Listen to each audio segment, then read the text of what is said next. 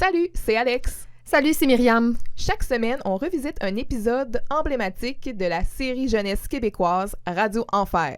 Nostalgie, références douteuses et vrais rires sont au rendez-vous. Pour revivre ces moments marquants avec nous, enfants des années 90, rejoignez-nous à Vous réécoutez Radio Enfer.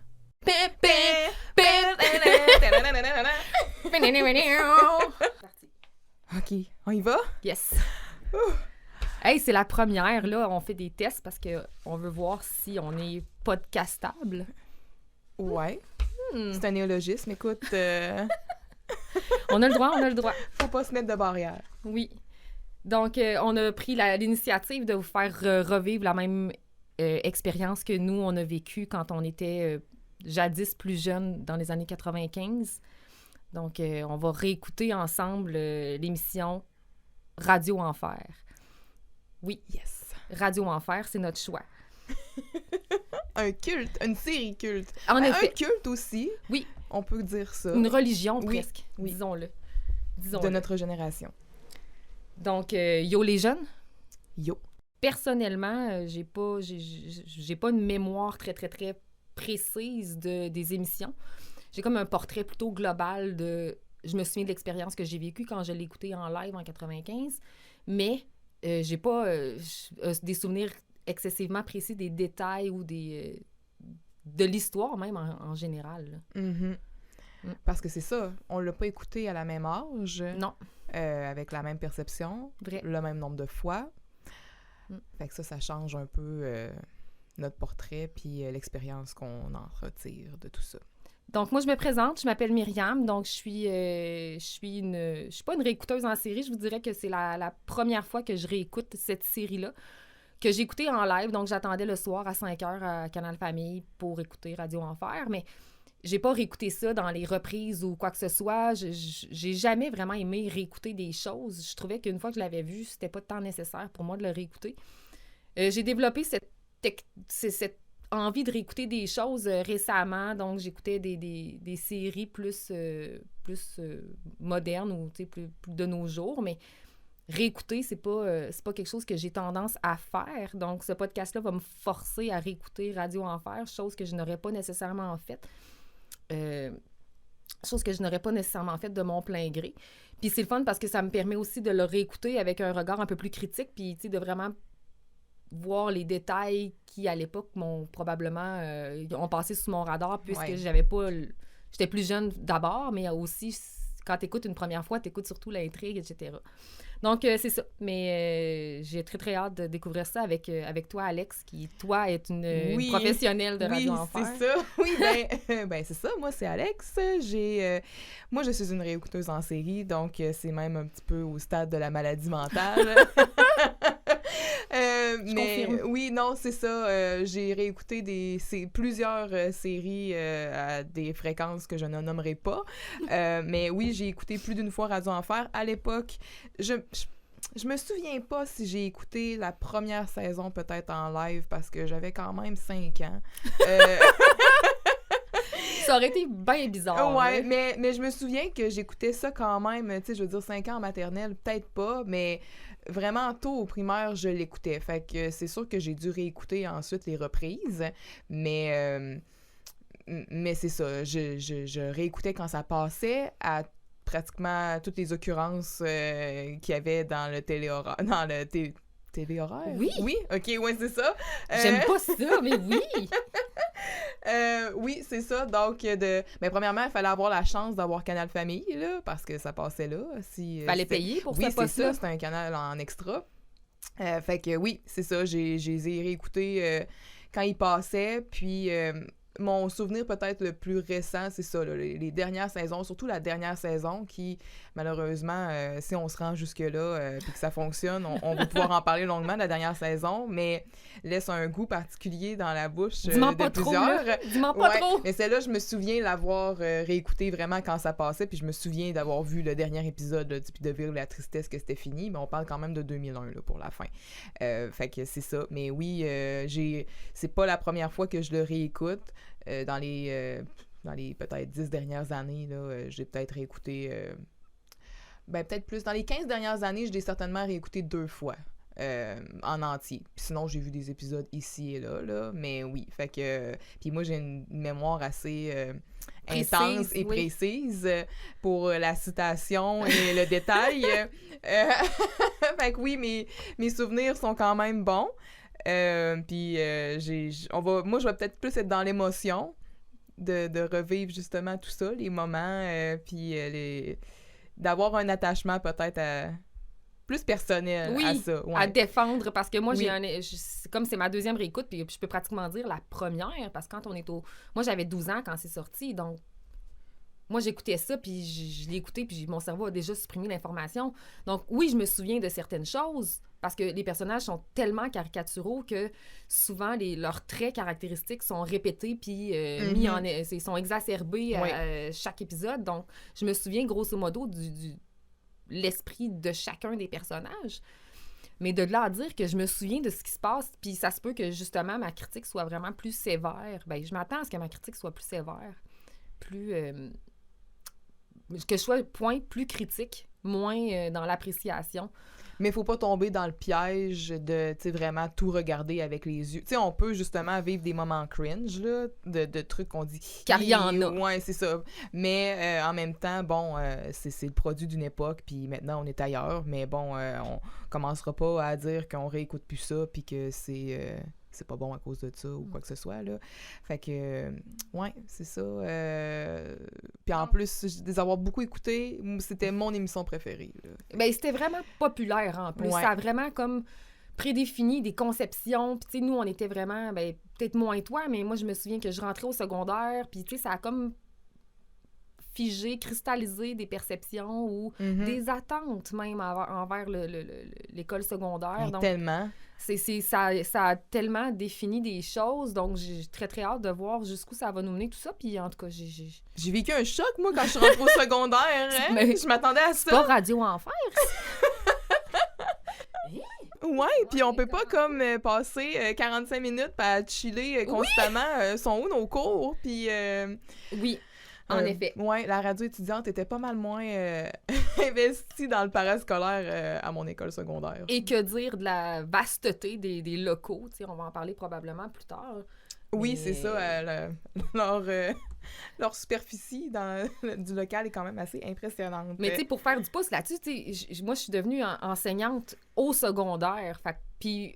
Alex, t'as étudié en enseignement du secondaire aussi. Ça se peut que ça ait presque influencé mon choix parce que ça m'a tellement vendu l'école secondaire. Pour moi, le secondaire, c'était... j'avais hâte d'y aller. The place to be, là. Oui, exactement. J'avais hâte d'y aller. Puis ensuite, j'ai passé un beau secondaire aussi. Tu sais, j'avais des bons souvenirs et tout ça.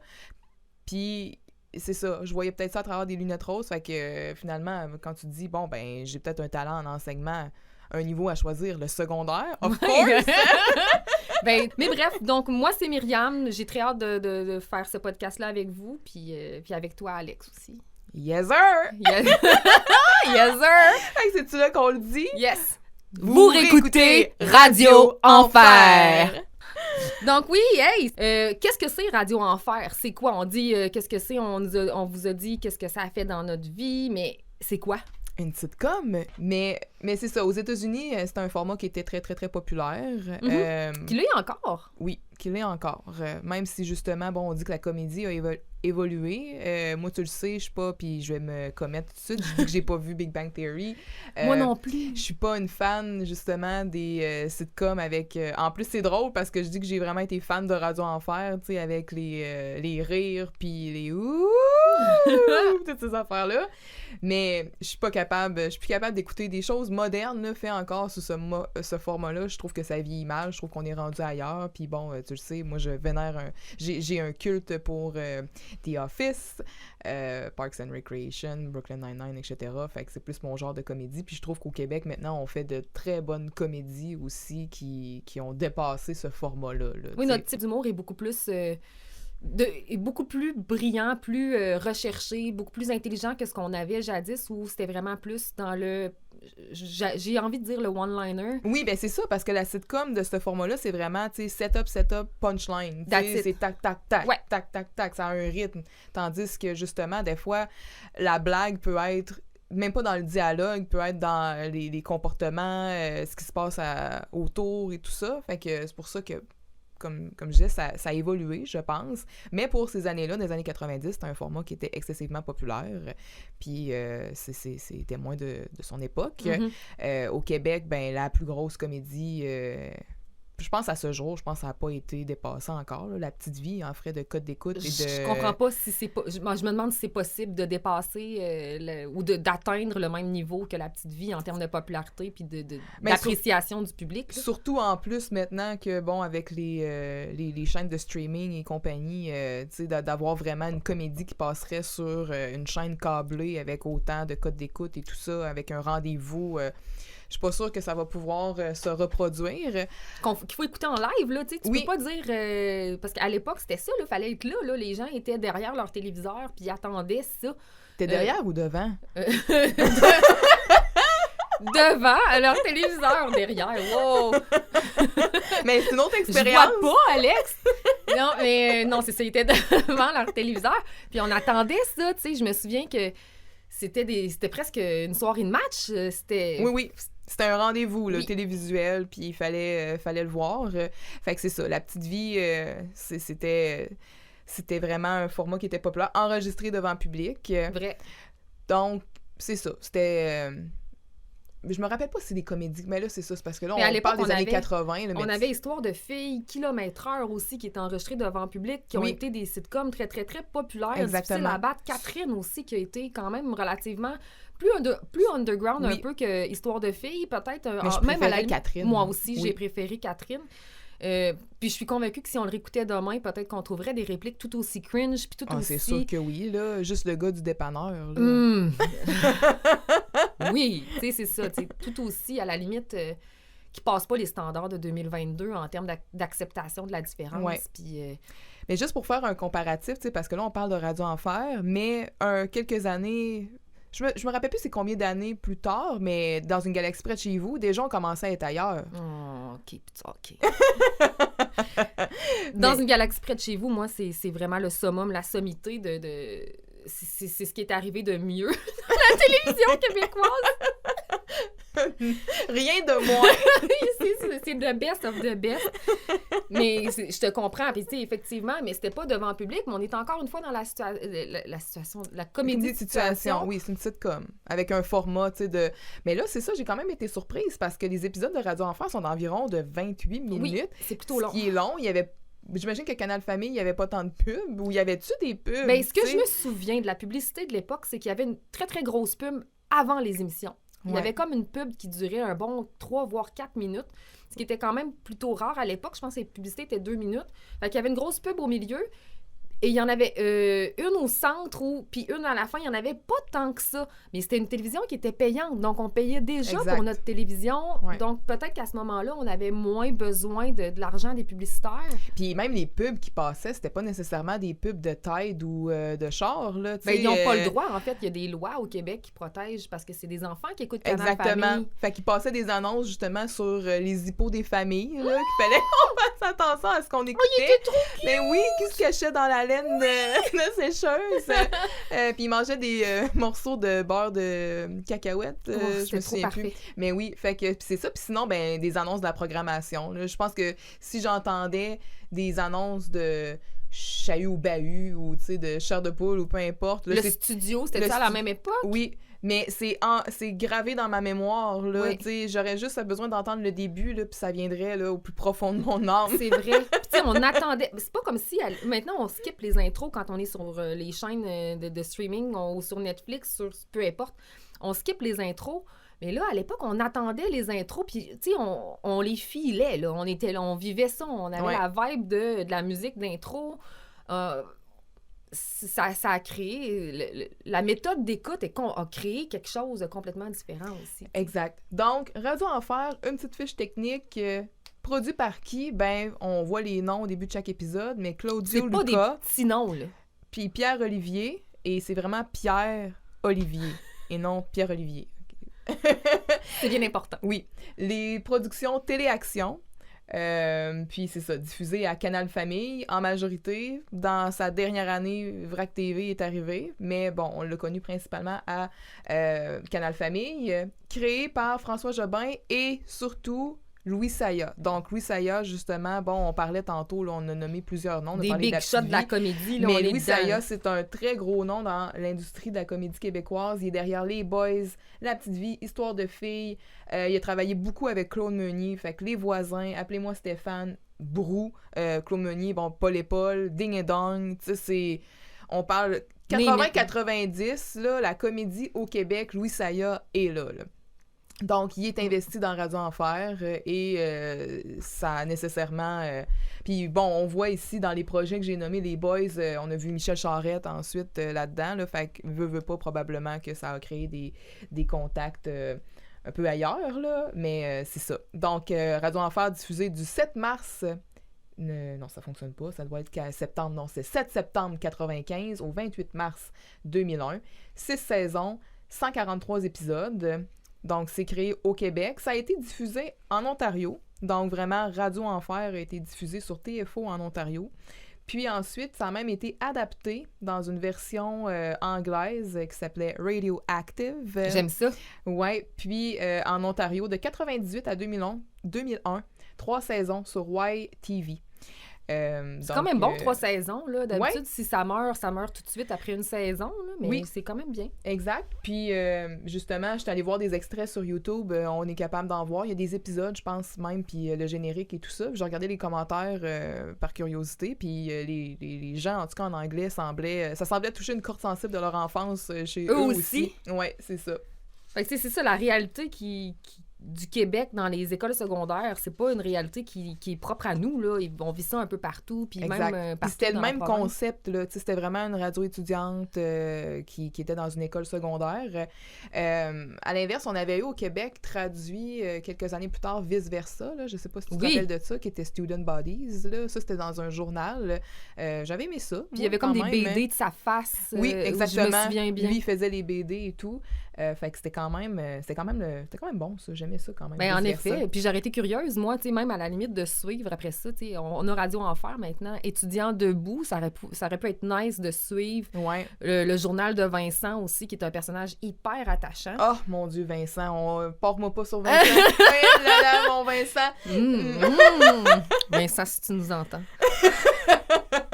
Mais ouais, c'est ça. Mais pour fermer la parenthèse sur Vice Versa, Rachel Fontaine avait fait un caméo dans un épisode. Ben non. Ouais, elle faisait Attends un peu.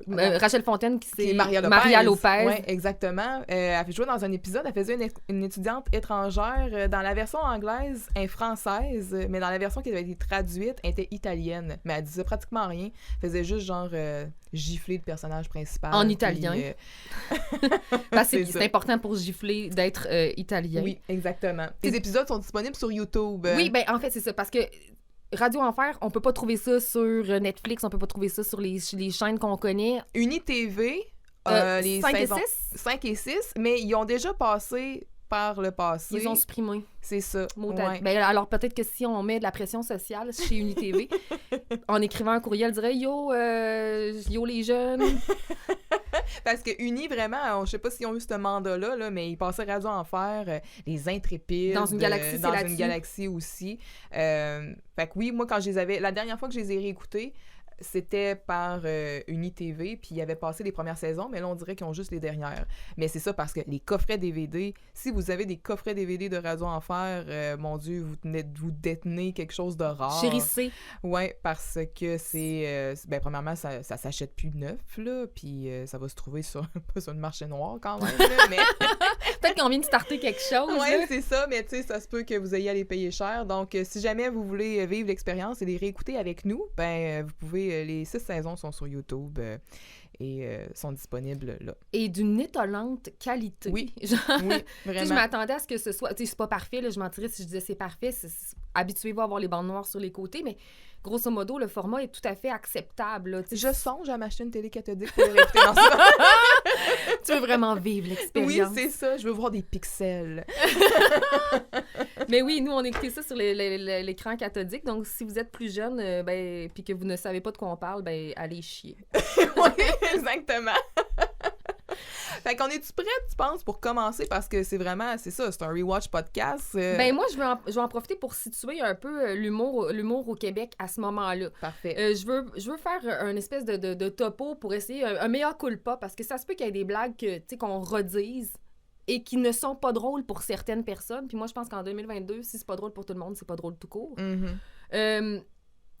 Mais à l'époque, il se passe piment fort en ce moment. C'est vraiment fort RBO, en plus. RBO, qui est comme on est vraiment dans l'insulte comme vecteur d'humour. Pour faire rire, on se sert de l'insulte. Le roast est très, très présent. Puis souvent, on s'attaque à des groupes de personnes. Donc, on tombe presque dans la discrimination à certains égards. Donc, c'est ça. C'est un peu un disclaimer pour nous autres, une décharge. Je sais pas trop le mot en français, disclaimer.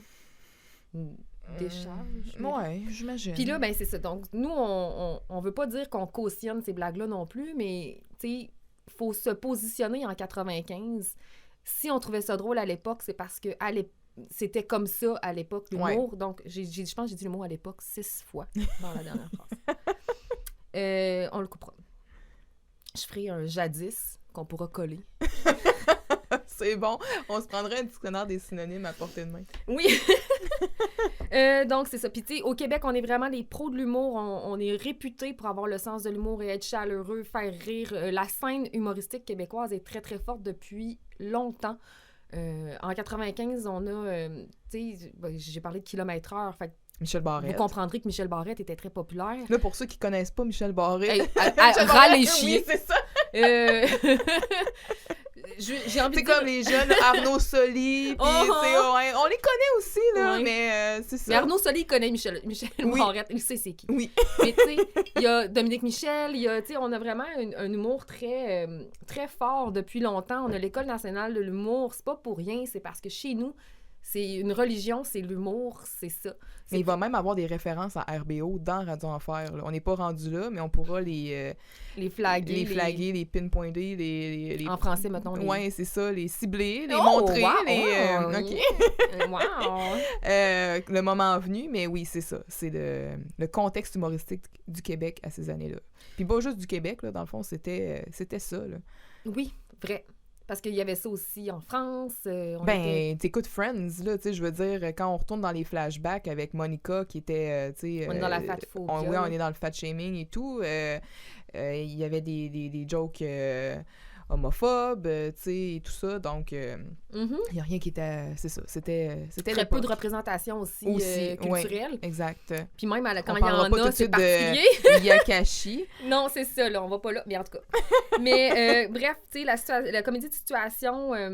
malgré le fait qu'on soit des pros de l'humour, ça n'a pas été quelque chose qui a été transporté d'année en année. C'est plutôt mort dans les dernières années. C'est mort avec La Petite Vie, on dirait, ou je sais pas si c'est ça, mais ça crée une espèce d'effet de stand-up. C'est comme si on voit des gens qui font un spectacle d'humour devant nous.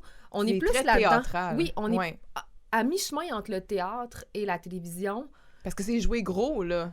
Puis c'est probablement ce qui crée cet effet caricatural-là si fort qui nous transporte puis qui fait qu'on s'en souvient. Oui, c'est vrai. C'était tout pour cet épisode. Merci d'avoir été des nôtres. Un merci spécial à mon conjoint de fait, bisouneux en chef et directeur technique du podcast. On vous attend la semaine prochaine pour un autre voyage dans le temps. D'ici là, n'oubliez pas, souriez, le monde est yo!